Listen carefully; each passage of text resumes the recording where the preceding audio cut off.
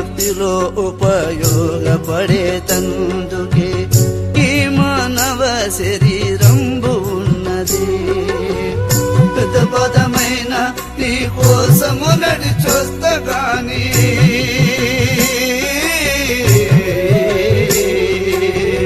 పెద్ద పదమైన నీ కోసము నడిచొస్తా గాని ముద్దుల తండ్రి ముందుకు రారా.